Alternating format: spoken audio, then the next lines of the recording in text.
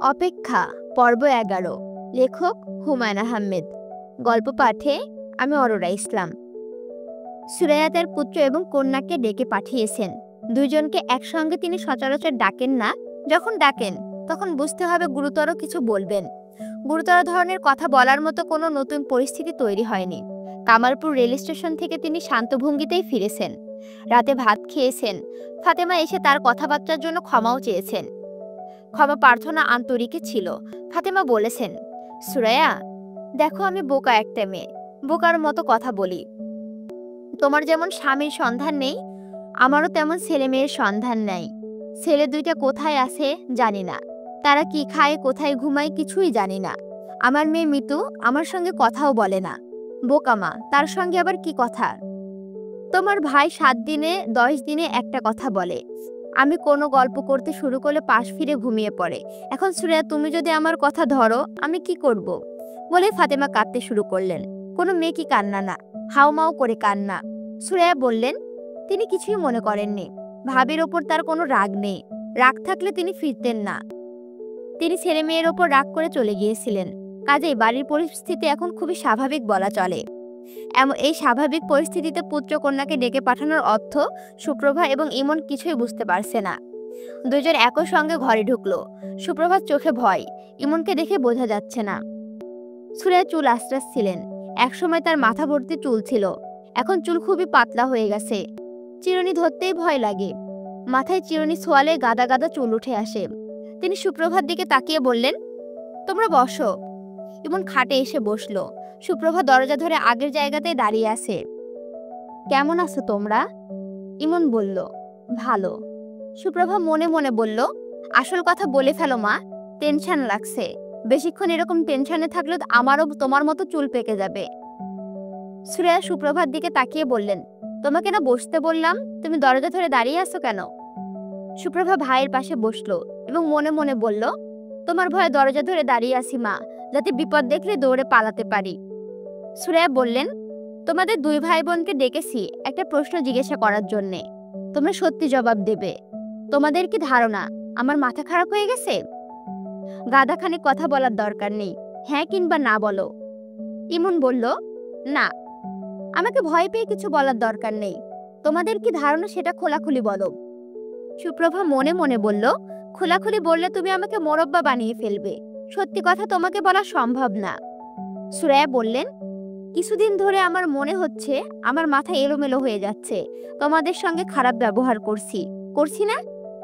সুপ্রভা, তুমি বলো, আমি কি তোমার সঙ্গে খারাপ ব্যবহার করি? সুপ্রভা বলল, হ্যাঁ মা, করো। তবে খারাপ ব্যবহারটা এখন গাছ হয়ে গেছে। খারাপ ব্যবহার যখন তুমি করো তখন মনে হয় সব ঠিক আছে। যখন ভালো ব্যবহার করো তখন মনে হয় কোনো একটা গন্ডগোল হয়েছে। এই যে এখন সুন্দর করে কথা বলছো, এখন খুব ভয় লাগছে। ভয়ে আমার পানি পিপাসা পেয়ে গেছে। সুপ্রভাকে বিস্মিত করে সুরাইয়া হেসে ফেললেন, শব্দ করে হাসলেন। সুপ্রভা এবং ইমন অবাক হয়ে মার খিলখিল হাসি শুনল। সুরাইয়া ছেলের দিকে ফিরে হাসি মুখে বললেন, তোর বোনটা তো ভালো রসিক হয়েছে, মজা করে কথা বলা শিখেছে। বিয়ের আগে আমিও খুব রসিক ছিলাম। ক্লাসে আমি যা বলতাম তাই শুনে আমার বন্ধুরা হেসে গড়াগড়ি খেত। বিয়ের পর সব মেয়ে কিছু একটা বদলাই, আমিও বদলালাম। তোদের বাবা তো খুব গম্ভীর ধরনের মানুষ ছিলেন, তার সঙ্গে থেকে থেকে তার স্বভাবের খানিকটা আমার মধ্যে ঢুকে গেল। আমিও গম্ভীর ধরনের হয়ে গেলাম। সুপ্রভা বলল, বাবা কি ইমন ভাইয়ের মতো ছিল? সুরাইয়া বলল, না, ইমন বেশি গম্ভীর। মা ঠিক বলেছো, ইমন ভাইয়াকে মজার কিছু বলে দেখবে, সে হাসার বদলে ভুরু কুঁচকে ফেলেছে। ভুরু কুঁচকানোর অভ্যাস তার বাবারও ছিল, তবে মজার কথা বললে সে খুব হাসতো।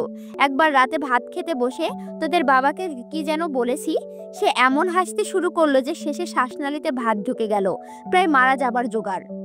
সুপ্রভা বলল, কি সর্বনাশ, তুমি বাবাকে মেরে ফেলার ব্যবস্থা করেছিলে? বলেছিলে কি? কি বলেছিলাম মনে নেই। মনে করার চেষ্টা করো তো মা, আমার খুব শুনতে ইচ্ছে করছে। বাবার সঙ্গে সম্পর্কিত প্রতিটা খুঁটিনাটি জিনিসই তো তোমার মনে থাকে, এটাও নিশ্চয়ই মনে আছে। সুরাইয়া হঠাৎ গম্ভীর হয়ে গেলেন। মার এই পরিবর্তন পুত্র ও কন্যা কারোরই চোখ এড়ালো না। সুপ্রভাত চুপ করে গেল। 3 নম্বর দূরবর্তী বিপদ সংকেত, নৌযানগুলিকে নিরাপদ আশ্রয়ে ফিরতে বলা হচ্ছে। ইমন বলল, মা, তুমি আমাদের কি জন্য ডেকেছো? গল্প করার জন্য ডেকেছি। গল্প করার জন্য ডাকলে কি কোনো সমস্যা আছে? না, সমস্যা নেই। সুরাইয়া এতক্ষণ ছেলে মেয়েদের সঙ্গে তুই তুই করে বলছিলেন, এখন তুমিতে চলে গেলেন, অর্থাৎ অবস্থা সুবিধার না। সুরাইয়া বললেন, তোমরা থাকো তোমাদের মতো, আমি থাকি আমার মতো। মাঝে মাঝে গল্প করার ইচ্ছে তো হতেই পারে, নাকি পারে না? নাকি ইচ্ছে হওয়াটা অপরাধ? ইমন বিব্রত গলায় বলল, অপরাধ হবে কেন? তুমি ভুরু কুঁচকে এমন মূর্তির মতো বসে আছো দেখে মনে হচ্ছে আমার কথাবার্তা তোমার অসহ্য লাগছে। তোমার যদি এমন মনে হয়ে থাকে তাহলে খুব ভুল মনে হয়েছে। অনেকদিন পর তোমার কথা শুনে ভালো লাগছিল। এখন আর ভালো লাগছে না? হঠাৎ কেন রেগে যাচ্ছ মা? হঠাৎ রাগ উঠেছে বলেই রাখছি। ইমন বলল, মা তোমার কথা যদি শেষ হয়ে থাকে তাহলে আমি যাই। আমার ক্লাসের একটা ছেলে এসেছে, ও একা বসে আছে। থাকুক একা বসে, আমার কথা শেষ হয়নি। আমি তোমাদের ডেকেছি একটা জরুরি কথা বলার জন্যে। জরুরি কথাটা হচ্ছে, আমি এই বাড়িতে থাকবো না। ইমন বলল, কোথায় যাবে? আলাদা বাসা ভাড়া করে তোমাদের নিয়ে থাকবো। ইমন মায়ের দিকে তাকালো, কিছু বলল না। সুরাইয়া বললেন, ইত্তেফাক পত্রিকায় অনেক বাড়ি ভাড়ার বিজ্ঞাপন ছাপা হয়। আমি বিজ্ঞাপনগুলি পড়েছি। ঢাকার আশেপাশে ৩,০০০ টাকার মধ্যে 2 রুমের বাসা পাওয়া যায়। ৩,০০০ টাকায় বাসা ভাড়া করলাম, আর বাসার খরচ যদি 5,০০০ টাকা ধরি তাহলে মাসে 8,০০০ টাকা হলেই আমাদের হয়ে যায়। সুপ্রভা বলল, সে 8,০০০ টাকা কোথায় পাবে মা? সুরাইয়া বললেন, আমি যেখানে থেকে পারি জোগাড় করব। সে দায়িত্ব তোমাদের না, সে দায়িত্ব আমার। ইমন বলল, তবুও শুনি, টাকাটা তুমি কোথায় থেকে পাবে? আমি এখনো চিন্তা করিনি। সুপ্রভা বলল, মা, ভাইয়া আগে পাশ করুক। ভাইয়া যা ভালো ছাত্র, সে পাশ করার সঙ্গে সঙ্গে ইউনিভার্সিটির টিচার হয়ে যাবে, কোয়ার্টার পাবে। তখন আমরা কোয়ার্টারে উঠব, আর বাসা ভাড়া করতে হবে না। এতদিন আমি অপেক্ষা করতে পারবো না। তোমাদের নিয়ে আমি আলাদা থাকবো, নিজে রান্না করব, ঘর পরিষ্কার করব, গোছাবো, ফুলের টবে গাছ লাগাবো। সংসারটা হবে আমার নিজের, কলমি শাকের মতো ভেসে ভেসে বেড়ানো সংসার না। ইমন বলল, নিজের আলাদা সংসার চাচ্ছ? খুব ভালো কথা। এখন তো সম্ভব হচ্ছে না। প্রতি মাসে 8,০০০ টাকা তুমি নিশ্চয় ভিক্ষা করে জোগাড় করতে পারবে না? যদি জোগাড় করতে পারি, তুই কি আলাদা বাসা করবি? হ্যাঁ, করব। বেশ, আমি কমপক্ষে 3 বছর আলাদা বাসা ভাড়া করে থাকার মতো টাকা জোগাড় করে দেব। তুই বাসা ভাড়া করবি। তোর বাবার অফিস থেকে একটা পয়সাও আজ পর্যন্ত নেইনি, এখন নেব। টাকা পেতে হলে বাবা মারা গেছে এই জাতীয় কাগজপত্র দিতে হবে। তুমি তো সেটা কখনোই চাওনি, এখন চাচ্ছ কেন? এখনো করতে হবে না। 15 বছরের বেশি নিখোঁজ থাকলে ডেথ সার্টিফিকেট লাগে না। ভাইজান অফিস থেকে খোঁজ এনেছে। ও আচ্ছা, সব মিলিয়ে 5 লাখের মতো টাকা পাওয়া যাবে। এই টাকা তো চাকরি না হওয়া পর্যন্ত আমরা বাসা ভাড়া করে থাকতে পারবো। পত্রিকায় একটা বাড়ি ভাড়ার বিজ্ঞাপন উঠেছে, আমার খুব পছন্দ হয়েছে। দাগ দিয়ে রেখেছি, মন দিয়ে শোন, পড়ে শোনাচ্ছি। পত্রিকা হাতে নিলেন। সুপ্রভা মনে মনে বলল, কি সর্বনাশ, মা আবার আমাদের কি যন্ত্রণায় ফেলার ব্যবস্থা করছে। তোরা মন দিয়ে শোন। 2 রুম, 2 বাথরুম, ড্রয়িং, ডাইনিং, উত্তরে বারান্দা, খোলামেলা, প্রচুর আলো হাওয়া, ভাড়া গ্যাস ও পানি সহ 3500 টাকা। 6 মাসের অগ্রিম আবশ্যক। কি ভালো না? সুপ্রভা বলল, হ্যাঁ ভালো, চল দেখে আসি। ইমন বলল, এখন দেখে আসবে? হ্যাঁ, এখন দেখে আসবো। একটা বেবি ট্যাক্সি ডেকে দে। 3 জন মিলে চলে যাই। 2টা রুম তো, একটাতে আমি আর সুপ্রভা থাকবো, একটাতে ইমন থাকবে। উত্তরের বারান্দায় আমি ফুল গাছের টব রাখবো। অবশ্য শীতকালে খুব ঠান্ডা লাগবে, উত্তরে হাওয়া। ইমন বলল, এখন দেখে তোমার লাভ নেই। বাসা পছন্দ হলেও তুমি নিতে পারবে না, তোমার সঙ্গে টাকা নেই। টাকাটা আসুক, তারপর আমরা বাড়ি দেখে বেড়াবো। সুরাইয়া ক্লান্ত ভঙ্গিতে বললেন, আচ্ছা তোরা যা। ইমন সঙ্গে সঙ্গে বিছানা থেকে নেমে চলে গেল। মার মুখের দিকে তাকিয়ে সুপ্রভার খুব মায়া লাগছে। কিরকম হতাশ মুখ করে বসে আছেন, মনে হচ্ছে এখনই কেঁদে ফেলবেন। সুপ্রভা বলল, মা চলো, তুমি আর আমি যাই, আমরা 2 জনে মিলে দেখে আসি। সুরাইয়া আনন্দিত গলায় বললেন, তুই যাবি? হ্যাঁ যাব। বাড়ি পছন্দ হলে তো কোনো লাভ হবে না, বাড়ি ভাড়া নিতে পারবো না। পারবে না কেন? পছন্দ হলে বড় মামার কাছ থেকে টাকা ধার নিয়ে 6 মাসের অ্যাডভান্স দিয়ে দেব। বাবার টাকাটা পেলে মামার টাকা ফেরত দিলেই হবে। সুরাইয়া বললেন, চল যাই। মিতু আপাকে সঙ্গে নেব মা? কাউকে সঙ্গে নিতে হবে না, তুই আর আমি যাই। তোর বুদ্ধিটা আমার পছন্দ হয়েছে। ঠিক বলেছিস, ভাইজানের কাছ থেকে ধার নিলেই তো হবে। সুপ্রভা ইচ্ছে করছে জিজ্ঞাসা করতে, এতদিন পর তোমার হঠাৎ আলাদা বাড়ি নেবার ইচ্ছা হলো কেন? জিজ্ঞাসা করলো না। মার মেজাজ এখন ভালো, সে ভালোটা বজায় থাকুক। প্রশ্ন শুনে মা যদি আবারও উল্টে যান তাহলে সমস্যা হবে। সুপ্রভার ধারণা তার মার মাথার মগজের ভেতরে মাকড়সার মতো দেখতে কিছু পোকা বাস করে। পোকাগুলো হলো মেজাজ খারাপের পোকা। মাঝে মধ্যে গর্তের ভেতর থেকে বের হয়ে আসে, তখন মা অন্য মানুষ হয়ে যায়। পোকাগুলো এখন গর্তের ভেতরে লুকিয়ে আছে, থাকুক। খুঁচিয়ে এদের গর্ত থেকে বের করার কোনো দরকার নেই। বাসা দেখে সুরাইয়ার খুবই মন খারাপ হলো। একতলার অন্ধকার ছাতা পড়া স্যাঁতসেঁতে ঘর, এক চিলেতে বারান্দা। সে বারান্দার সামনে পাহাড় সমান বাড়ি দাঁড়িয়ে আছে। দিনের বেলাতেও বারান্দা অন্ধকার। সুপ্রভা বলল, বাদুড়ের থাকার জন্য এই বাড়িটা খুব ভালো মা। 24 ঘন্টা অন্ধকার। এই বাড়িটার নাম হওয়া উচিত বাদুর ভিলা। সুরাইয়া বিরক্ত গলায় বললেন, তাহলে আলো হাওয়া এইসব মিথ্যে কেন লিখলো? সুপ্রভা বলল, মিথ্যে কথা বললে দোষ হয় মা, লিখলে দোষ হয় না। উপন্যাসিকরা যে ক্রমাগত মিথ্যা কথা লিখেন তাদের তো দোষ হয় না। সুরাইয়া বললেন, চল ফিরে যাই। সুপ্রভা বলল, বের হয়েছি যখন চট করে কেন ফিরবো? চলো রিক্সা নিয়ে ঘুরতে থাকি, টুলে দেখলেই রিক্সা থেকে নেমে পড়ব।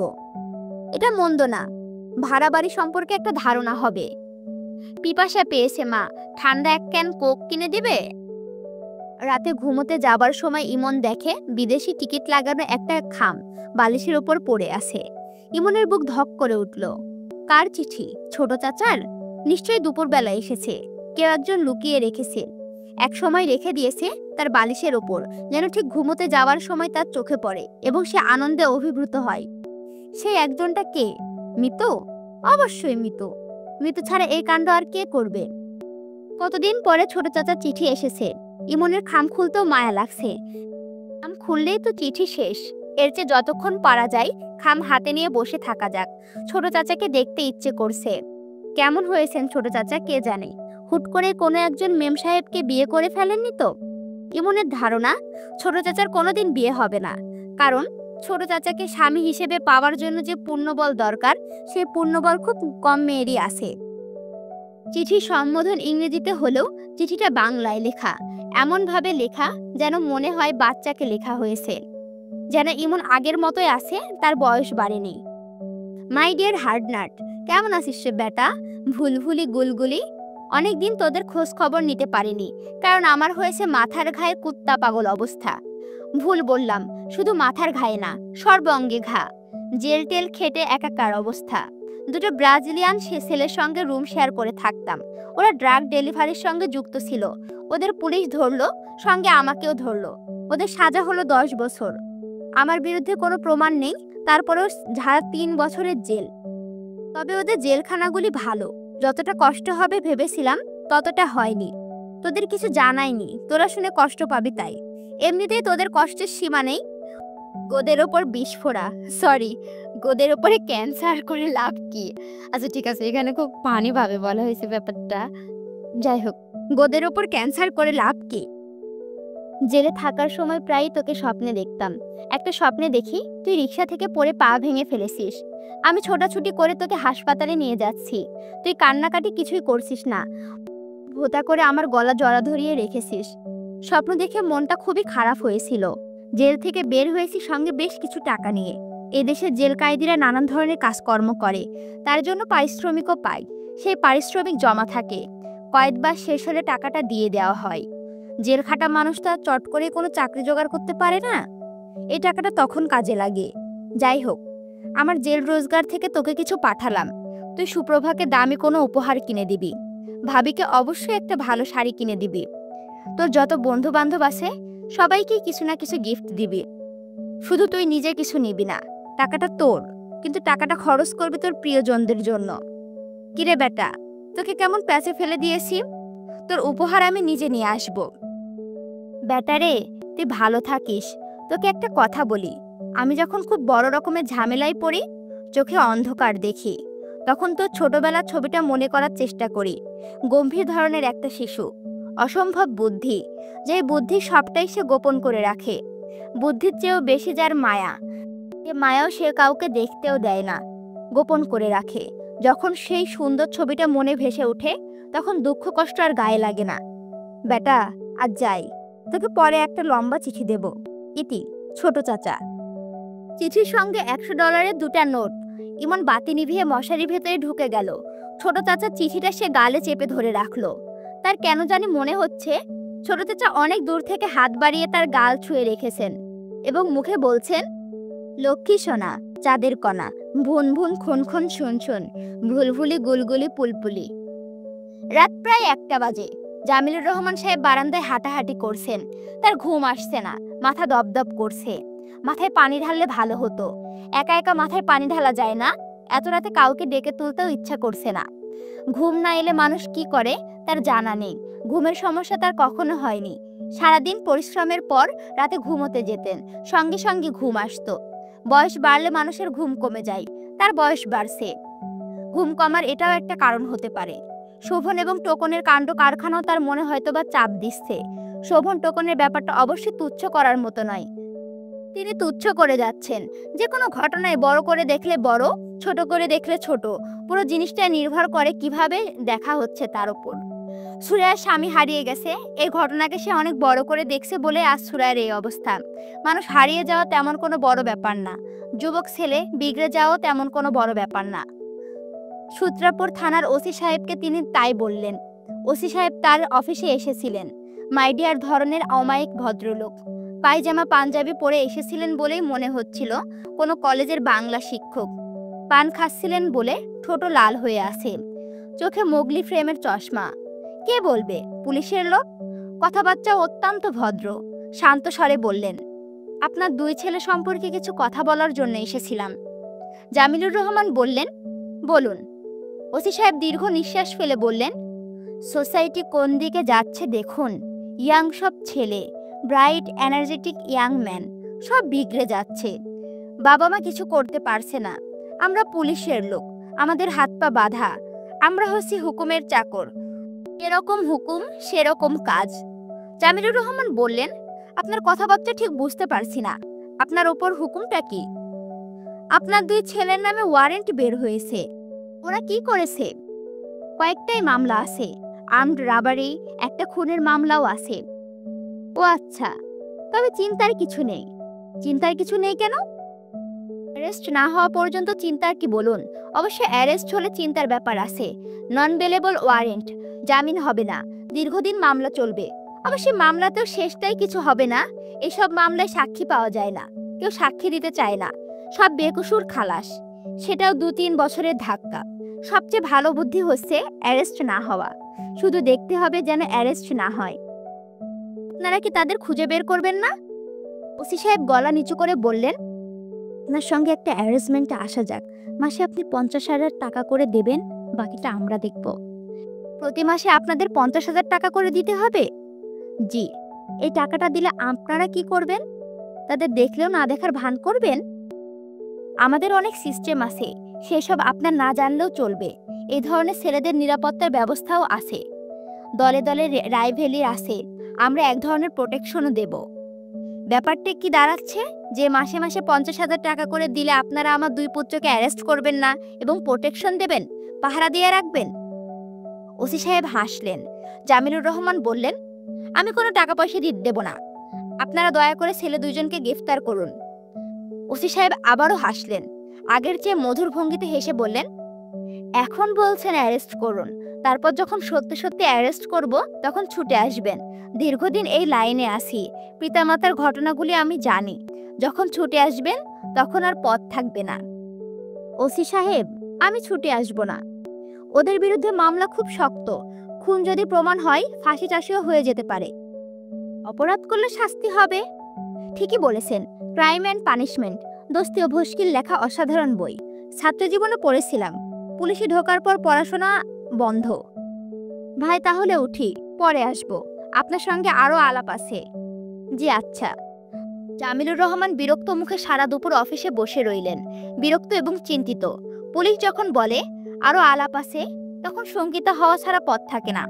কারণ পুলিশের আলাপ শেষ হতে চায় না। আলাপ চলতেই থাকে, আলাপের শাখা প্রশাখা বের হতেই থাকে।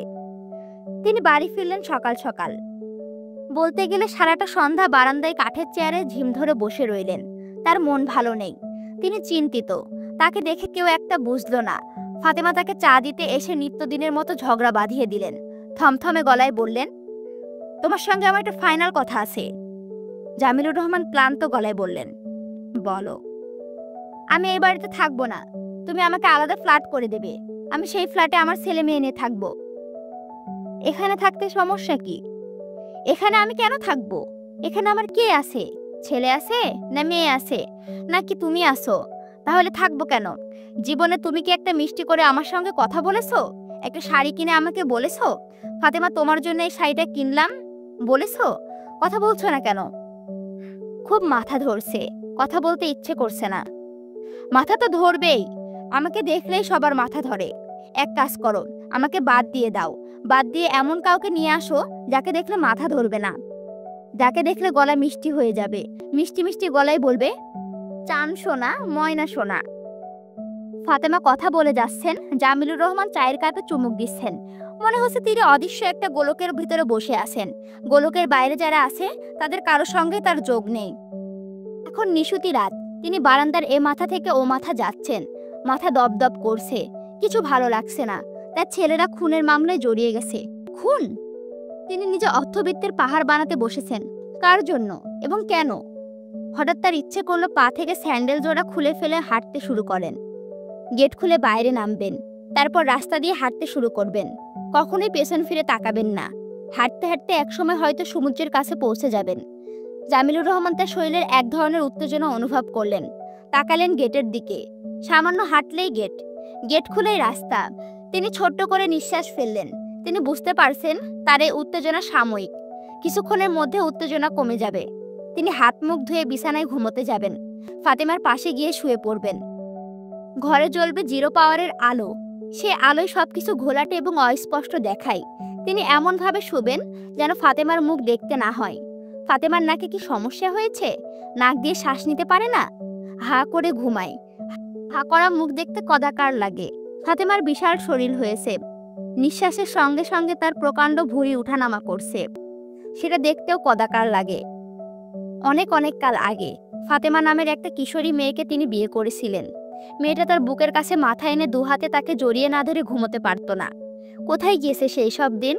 আজ তার পাশে মৈনাক পর্বত হা করে ঘুমিয়ে থাকে।